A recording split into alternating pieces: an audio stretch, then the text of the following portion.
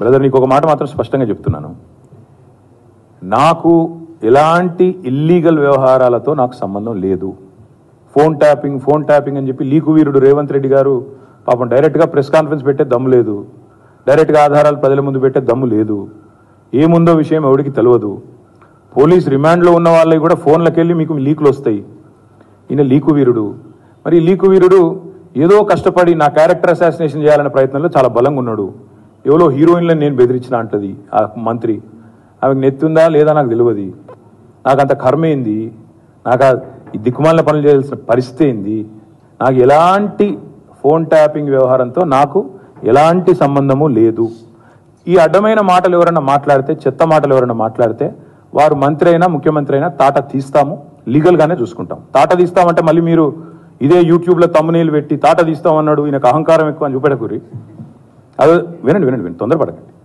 తప్పకుండా లీగల్గానే ఎదుర్కొంటాం, న్యాయపరంగానే ఎదుర్కొంటాం. మాకు ఎవరిని బెదిరించాల్సిన అవసరం కానీ ఎవరిని ట్యాపింగ్ చేయాల్సిన అవసరం కానీ లేదు. కానీ దయచేసి మీడియా మిత్రులు నేను కూడా కొడతా ఉన్నా, 2014లో మా ప్రభుత్వం వచ్చింది.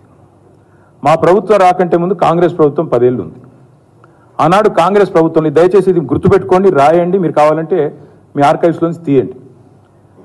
ఆనాడు కిరణ్ కుమార్ రెడ్డి గారు 2011లో ముఖ్యమంత్రిగా ఉన్నప్పుడు మేము ఆరోపణలు చేయలే.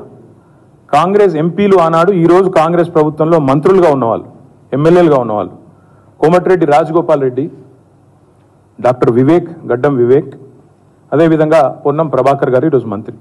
వీళ్ళు ముగ్గురు ఆనాడు ఆరోపణ చేసినారు.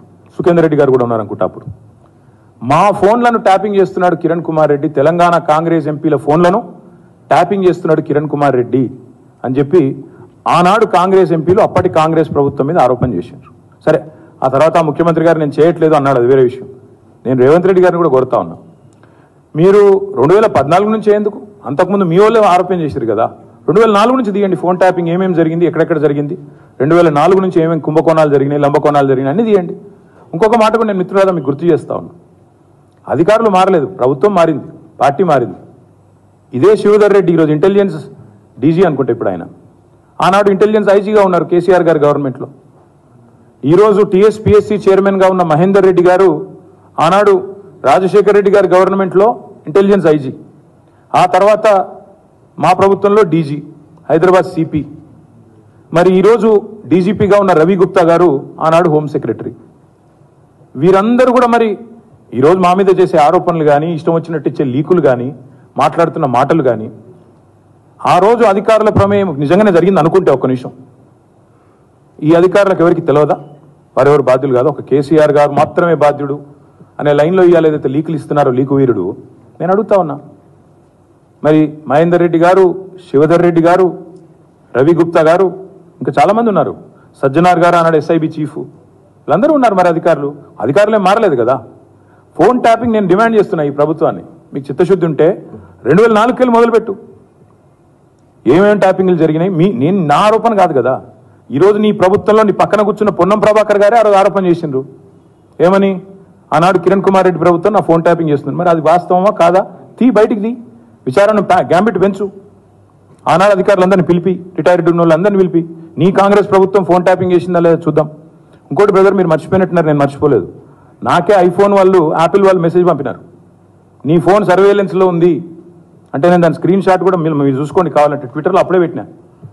నా ఒక్కడికే రాలేదు, అసౌద్దీన్ ఓవైసీకి వచ్చింది, ఇంకా కొంతమంది మిత్రులకు ఇక్కడ తెలంగాణలో కూడా మీ ఫోన్లు సర్వేలెన్స్లో ఉన్నాయి, జాగ్రత్త, మీ ఫోను హ్యాక్ అయింది అని నాకు 2022లోనో 2023లోనో వస్తే నేను బయట కూడా పెట్టినది.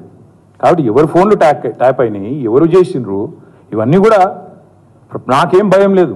మేము చాలా స్పష్టంగా ఉన్నాం, చాలా క్లారిటీతో ఉన్నాం. కాబట్టి దయచేసి నేను మిమ్మల్ని కోరేది ఏంటంటే, ఈ యూట్యూబ్లలో పెట్టి పనికిమాలలోకి లీకులు ఇచ్చి అధికారికంగా ప్రెస్ కాన్ఫరెన్స్లు పెట్టకుండా రిమాండ్ రిపోర్ట్లు అని చెప్పి లీకులు చేసి ఎన్ని రోజులు బతుకుతారండి, ఎన్ని రోజులు టైంపాస్ చేస్తారు. రైతుల సబ్జెక్టు మాట్లాడరు,